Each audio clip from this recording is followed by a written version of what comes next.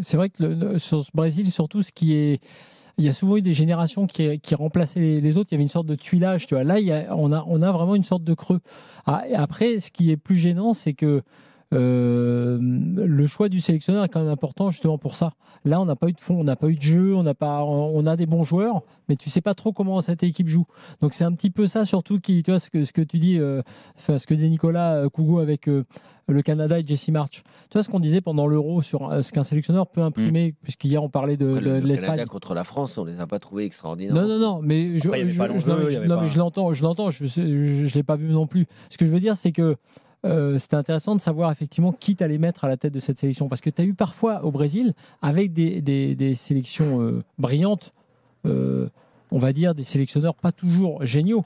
Mais là, t'attends peut-être quelque chose en termes de jeu pour savoir comment cette équipe maintenant, avec peut-être parfois des postes un petit peu moins forts, doit arriver à jouer. Là, tu es à la fois dans une période de transition avec des jeunes joueurs parfois en devenir et pas de fond de jeu, voilà, pas d'histoire de jeu. Donc je crois que l'une des histoires communes à nos deux bilans, et même si nous on a beaucoup regardé l'Euro et très peu la Copa América, enfin ce qui me concerne, c'est quel sélectionneur et quel caractère tu apportes ou quelle culture tu as dans ton pays et comment tu gères ça. Bielsa avec l'Uruguay, quelque part, voilà, on sait que Bielsa fait quelque chose, il apporte quelque chose. On a Bielsa, donc même Jesse Marsch avec le Canada, c'est intéressant. Moi, je mets Murat Yakin avec la Suisse, De La Fuente avec l'Espagne. Ouais. C'est intéressant de voir que en fonction de la culture de ton pays ou de la culture du sélectionneur, tu peux imprimer quand même quelque chose. Mais justement, moi, ça que je trouve intéressant, c'est parce qu'il y avait vraiment eu le débat, d'ailleurs, quand ces noms de potentiels sélectionneurs étrangers étaient annoncés au Brésil. Moi, je me demande, et je sais que Nico, ça fait beaucoup débat au Brésil,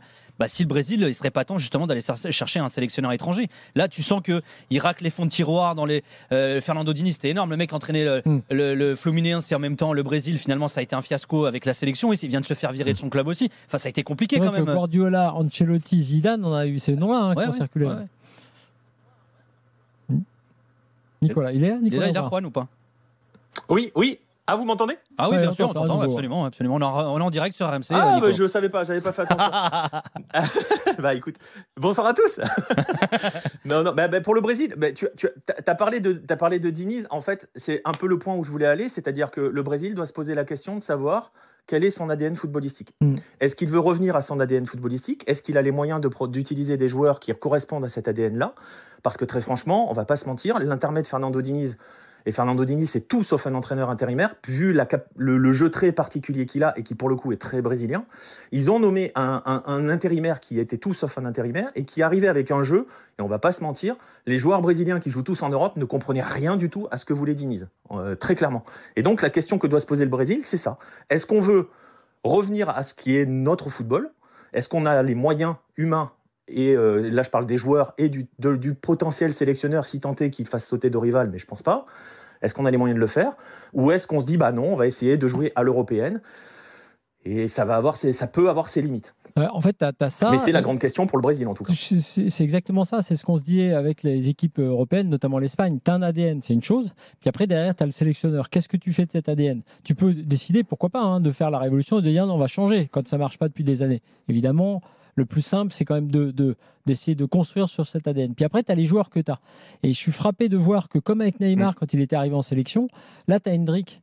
Et le mec, il a 17 ans. Tu vas pas lui faire porter la reconstruction du Brésil sur les épaules. Apparemment, contre l'Uruguay, il avait une stat incroyable. Il avait réussi qu'une passe, celle de l'engagement, tu sais. Mais ok, mais c'est un môme, quoi. Donc là, c'est une reconstruction. Tu vois, j'ai pas envie de voir ce môme-là cramer sur cette compète. Même si les qualifs sont un peu compliqués, ils vont de toute façon aller à la Coupe du Monde parce que tout le monde va y aller.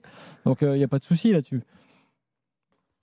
Ouais, mais tu vois, par rapport à Hendrick, c'est surtout que tu peux pas demander à Hendrick ce que tu demandais à un Neymar. C'est pas du tout le même profil de joueur. Hendrick, c'est un avant-centre. Là, le problème du Brésil, c'est qu'ils n'ont pas de créateur. Ils ont mis Lucas Paqueta en 10. Bon, ils ont essayé Rodrigo au début, ensuite Rodrigo est reparti sur un côté. C'est très compliqué. Ils n'ont pas le facteur X à la Neymar. Ils n'ont pas le joueur brésilien à la Neymar. Et après, il faut pas oublier non plus que le Brésil avait nommé Fernando Diniz à l'époque, en attendant Ancelotti. Ils ont quand même Vinicius pour finir les actions. C'est pas mal quand même. Oui, mais si tu n'arrives pas à l'alimenter. Après, ils ont et pas Vini, tu vois, par exemple, le match face au Costa Rica où ils font 0-0, le match face au Costa Rica où le Brésil fait 0-0, Vinicius, les 3/4 des ballons qu'il a, il est tout seul, il est pris à 2 ou 3 parce que le latéral qui est derrière lui ne monte pas.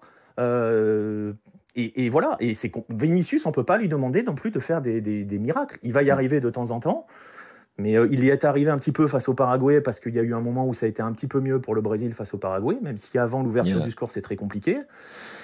Mais c'est limité. Hein. Ouais. Il y a Mike pour finir dans le chat qui nous propose et qui nous dit que Domenech est libre au cas où. Ouais, et il y a Kevin qui dit ils veulent pas d'aider. Voilà, sinon, voilà, au choix. Voilà, l'un ou l'autre. Deschamps pour le Brésil, ce serait super. Après, sinon, il y a Roberto Martinez, on peut vous le refiler si vous voulez. Ouais. En tout cas, la transition, elle est assumée par le président de la Fédé, alors, logiquement, puisque pour Dorival, en disant c'est la Coupe du Monde qui compte, c'est une phase de reconstruction. De toute façon, il n'y a que ça qui compte. Ouais. Merci beaucoup, de toute Nicolas façon, au Brésil, il Couveau. n'y a que la Coupe du Monde qui compte. Hein.